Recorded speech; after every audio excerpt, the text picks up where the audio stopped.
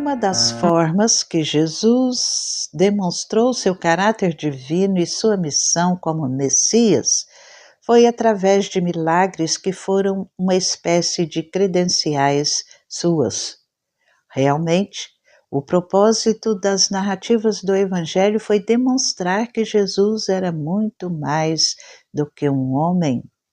A intenção era provar a divindade do Mestre da Galileia. No Evangelho de João, a narrativa termina expondo que Jesus havia feito muitos outros sinais, os quais não eram relatados por falta de espaço, pois, segundo ele, nem todos os livros do mundo bastariam para relatar todos os milagres do Mestre. No entanto, ele enfatiza: estes, porém, foram registrados para que creiais que Jesus é o Cristo, o Filho de Deus, e para que, crendo, tenhais vida em seu nome. João 20, 21. Os milagres registrados em sua narrativa tinham o propósito de levar as pessoas a crerem que Jesus era o Cristo.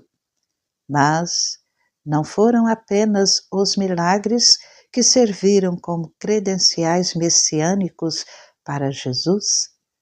Igualmente o foram seu ensino e sua pregação.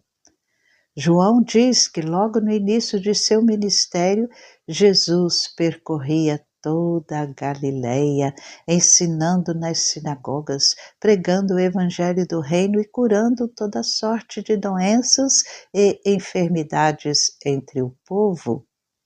Mateus 4, 23. Você entende que o ensino, pregação e milagres de Jesus foram atestados de que ele é o Messias? Você confia em Jesus?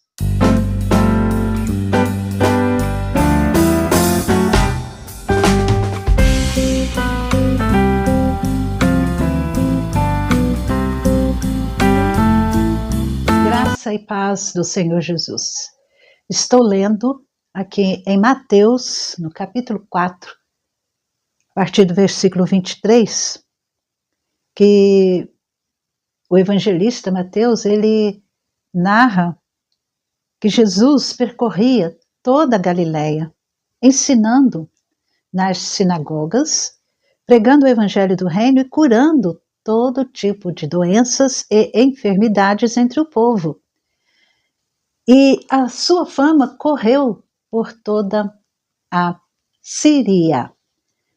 Trouxeram-lhe, então, todos os doentes, acometidos de várias enfermidades e tormentos, endemoniados, epilépticos e paralíticos. E ele os curou. E da Galileia, de Decápolis, de Jerusalém, da Judeia e do outro lado do Jordão, numerosas multidões o seguiam. As credenciais do Messias, do ungido de Deus, que é Jesus Cristo. Jesus Cristo é o grande mestre, aquele que ensina. Um dos lugares que Jesus ensinou muitas vezes foi na sinagoga. E a sinagoga é parecido com o que nós temos hoje, o templo, a igreja. E a sinagoga se desenvolveu durante aquele período de exílio da Babilônia. Os judeus foram espalhados por vários lugares pelo mundo e a dificuldade que havia deles comparecerem às cerimônias religiosas no templo em Jerusalém Então, para onde eles foram, criaram as sinagogas, que eram assim a maneira do povo continuar vivendo a religião, apesar de estarem distante de Jerusalém, da cidade chamada Santa. E a sinagoga era o local de adoração, de estudo e de comunhão. E Jesus ensinou na sinagoga. Ele percorria toda a Galileia ensinando nas sinagogas. Dentre as atividades ali desenvolvidas na sinagoga, grandes porções da lei e dos profetas eram lidas. E também tinha um costume de, assim, pegar os textos da Escritura, e esse texto era explicado. Isso era muito comum. E Jesus, ele foi frequentemente à sinagoga. Às vezes ele era convidado para explicar a Escritura nas sinagogas ali. Tinha oportunidade. E Jesus aproveitou bem essa oportunidade. Ele ensinava nas sinagogas, muitas vezes a convite. E Mateus destaca aqui que Jesus ensinava, e nós podemos ver que Jesus era um rabi, um mestre. E essa era sua função, sua maior função, ensinar. A preocupação de Jesus era que as pessoas entendessem a sua mensagem, e realmente elas compreendessem, tivessem o entendimento. E isso era evidente, porque Jesus percorria toda a Galileia ensinando. Então, onde ele ia, ele ensinava.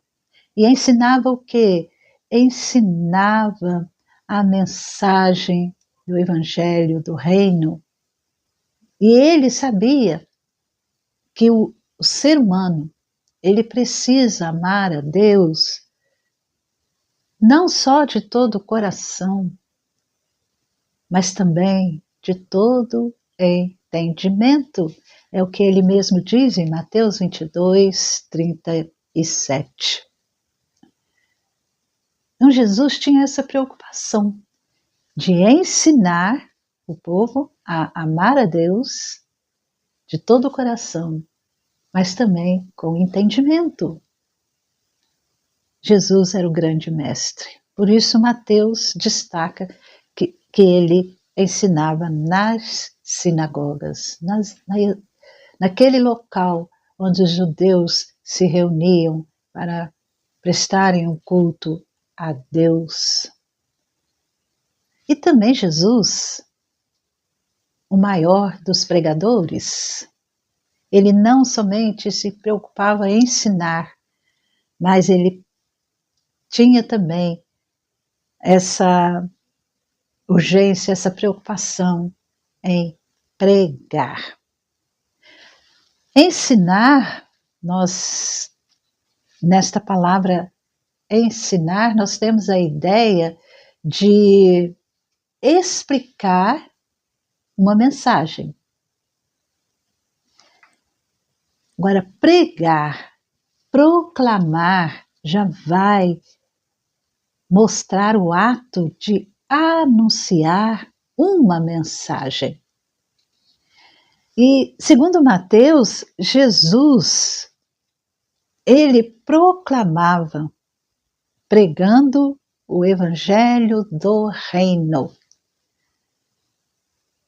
Ele proclamava aquele Evangelho, ou seja, que o Messias prometido há tanto tempo atrás, o Messias finalmente veio para estabelecer o seu reino. A palavra evangelho quer dizer boa nova, ou boas novas, boas notícias. E eram as boas novas do reino. E Jesus não focalizou sua atenção, sua pregação, em coisas como política, economia ou assuntos pessoais. A intenção principal era anunciar a boa nova do reino que Deus iria estabelecer. E, de certa forma, Jesus, ele veio após João Batista, e ele continuou a obra, porque João Batista anunciou que o reino de Deus estava próximo. Essa era a mensagem de João Batista. Mas João Batista não falou do evangelho, da boa nova. E João Batista enfatizava o pecado, o julgamento. E a função de João Batista foi fazer com que o povo tivesse conhecimento de seus pecados e se arrependessem. E Jesus, que veio após João Batista, que João Batista preparou o caminho, e Jesus Cristo, ele podia anunciar mais do que simplesmente a necessidade de arrependimento. Ele podia anunciar o perdão que o Evangelho, que as boas novas poderiam dar ao pecador. Assim, mais do que julgamento, Jesus estava anunciando a graça. E claro que quem resistisse à graça teria que sofrer o julgamento. E até hoje, nós pregamos o Evangelho, as boas novas do reino de Deus, que é Jesus Cristo, que veio para perdoar o nosso pecado, nos purificar, nos dar uma nova vida, e tudo isso por graça única de Deus. E quem resiste a essa graça? Só resta o julgamento. E também é assim, verdade que ao longo do tempo as palavras de Jesus foram se tornando mais duras. E o motivo é simples: a mensagem de Jesus não era bem recebida. Apesar de o povo ser muito animado em ver, em desfrutar dos milagres que Jesus fazia, mas o povo não estava disposto a viver o tipo de vida que ele anunciava, que ele pregava.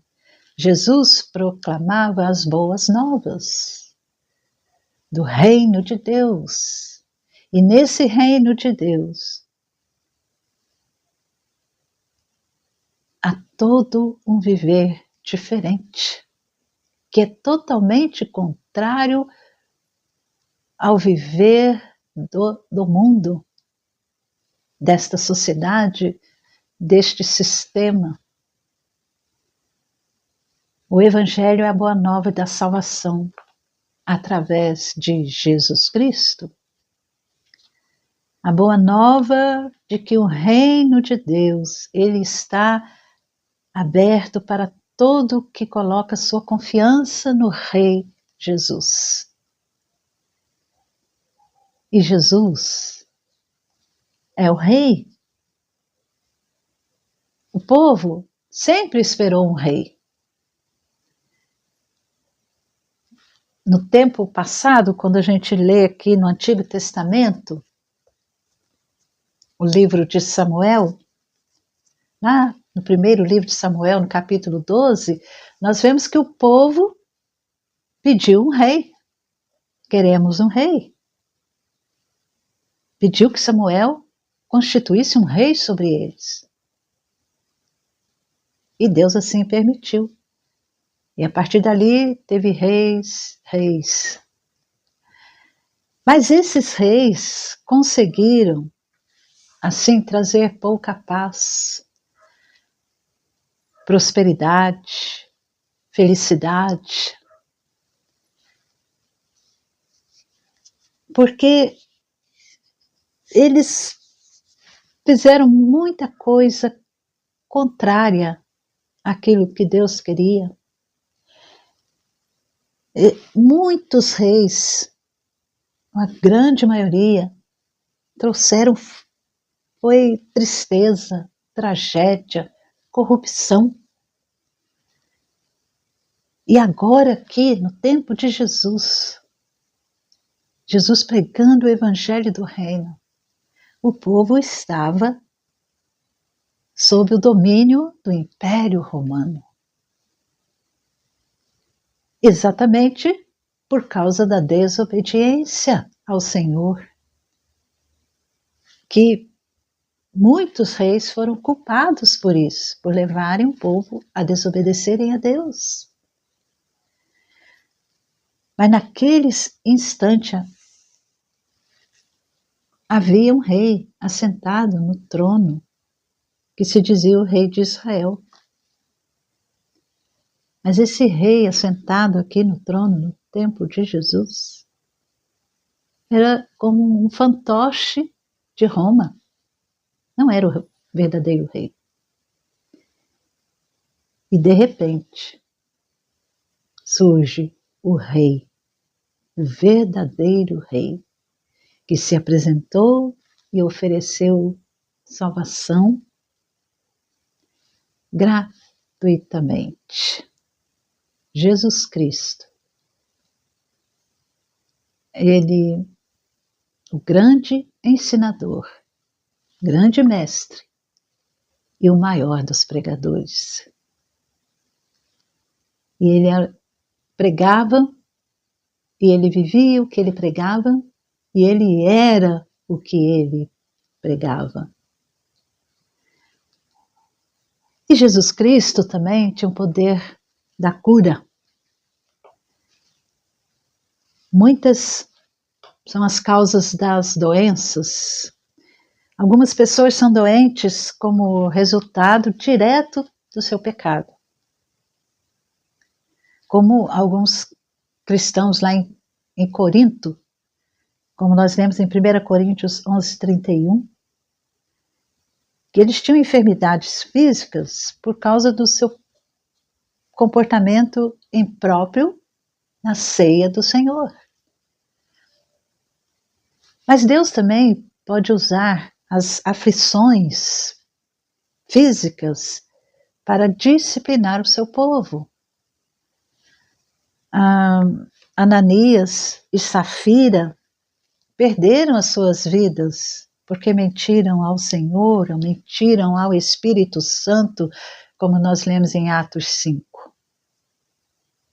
Mas nem toda doença é causada por causa do pecado, ou pela pessoa ter pecado, cometido alguma falha. Jó sofreu grandemente porque Deus permitiu que sua fé fosse provada. Só lemos no livro de Jó, no capítulo 1. E quando Jesus curou aquele homem cego de nascença, ele fez questão de explicar aos seus discípulos que o homem não havia nascido cego por causa do seu pecado ou por causa dos pecados de seus pais, mas porque Deus tinha um plano com aquela cegueira era a glória de Deus. João 9, de 1 a 3, foi para que naquele homem fosse manifestada a glória de Deus. E foi assim, porque quando Jesus o curou, ele passou a ver e todos ficaram maravilhados. E o nome de Jesus foi exaltado, o nome de Deus foi glorificado. E Jesus, ele fazia curas, pelo menos por duas razões. Primeiro, porque ele tinha compaixão das pessoas. E segundo, porque os milagres, os sinais, os milagres, eram uma atestação ou atestado de sua missão como o Messias prometido. Eram credenciais dele. Quando os judeus o acusavam e se recusavam a crer nele, ele disse em João 10:38, crede nas obras para que possais saber e compreender que o Pai está em mim e eu estou no Pai. As obras, os milagres eram provas evidentes de que ele era o Messias. Ele não era um embuste, ele não era um curandeiro, mas ele era o verdadeiro Messias prometido. E o imenso poder demonstrado por Jesus foi sem igual, em todos os sentidos. Aqui Mateus diz que Jesus curava todo tipo de doenças e enfermidades entre o povo. E a sua fama correu por toda a Síria. E eles trouxeram então os doentes, todos os doentes, acometidos de várias enfermidades. E também tormentos. E Jesus, ele curou, ele os curou. Jesus, ele não fez seleção de doentes para serem curados, ele curou. Também não havia doença que ele não curasse, ou doença que fosse difícil para Jesus curar. Doenças físicas ou espirituais, de nascença ou adquiridas, todas cediam diante do poder de Jesus. Aquele que veio para desfazer a obra das trevas, ou as obras das trevas, não tinha qualquer dificuldade para eliminar as consequências, as sequelas deixadas no corpo humano pela entrada do pecado neste mundo. Por causa do pecado, nosso corpo se tornou corrupto, nosso corpo sofre dores, enfermidades, por causa do pecado. E então, para Jesus, não há doença física ou espiritual, ou doença que nascemos com ela, ou que adquirimos em algum momento. Não há nenhuma difícil. Jesus pode curar todas elas. E isso é uma demonstração do seu poder regenerador. No futuro, nós podemos ter a certeza de que teremos um corpo novo totalmente livre do pecado e de fraquezas. Nosso corpo será transformado, glorificado. Se Ele, Jesus, tem poder para curar, também poderá fazer um corpo livre de doenças. 3 tipos assim de males que Jesus curou: demoníacos, lunáticos e paralíticos. Demoníacos, esse primeiro tipo, é causado por, como diz, demoníacos, causados por espíritos malignos. E era bastante comum naqueles tempos ali de Jesus. E o Novo Testamento relata casos de doenças causadas por espíritos malignos. Nós vemos Mateus 9, 12, 17, Lucas capítulo 13, Marcos capítulo 9. São doenças causadas por espíritos demoníacos, malignos. Eram como parasitas. Os demônios intencionavam destruir os corpos daquelas pessoas em que eles habitavam.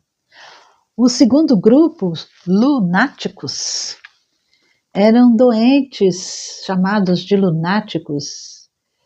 Na antiguidade acreditava-se que alguma influência da lua vinha sobre a pessoa e essa doença trazia aqueles ataques epiléticos. É um distúrbio do sistema nervoso central, então eram chamados de lunáticos, porque acreditavam que era por causa da lua. E Jesus curou também. E o terceiro grupo de doentes, que são chamados paralíticos, são assim, paralíticos é um termo geral para indicar assim para qualquer tipo de paralisia, seja paralisia parcial ou total, de membros inferiores, membros superiores. E isso também Jesus curou. O interessante é que esses 3 termos usados, demoníacos, lunáticos e paralíticos, sugerem a nós doenças nas 3 áreas humanas: espiritual, mental e física. E Jesus foi capaz de curar doentes em todas essas áreas: mental, espiritual, física. Jesus curou. E ninguém nunca, jamais realizou curas como Jesus, e nem poderia, porque essas curas que lemos aqui nos evangelhos, essas curas eram para atestar que ele era o Messias, o Filho de Deus, o ungido de Deus, aquele prometido por Deus. Eram as credenciais de sua messianidade. E as principais características delas foram: Jesus curava todos, indistintamente, curava todo tipo de doença, quer dizer, ilimitadamente. Jesus podia curar diretamente, sem uma palavra ou toque, sem oração e até mesmo sem estar próximo à pessoa que seria curada. Jesus curava instantaneamente, pois não havia necessidade nenhuma de recuperação e as suas curas eram completas, eficazes, não parciais, não era mais ou menos, era uma cura completa. E Jesus curava problemas orgânicos e congênitos. Jesus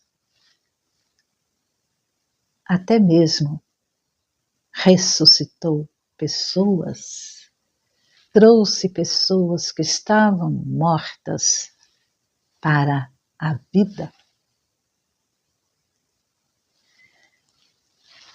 As credenciais do Messias, e essas credenciais são de Jesus Cristo, mestre, pregador, e tinha o poder da cura total.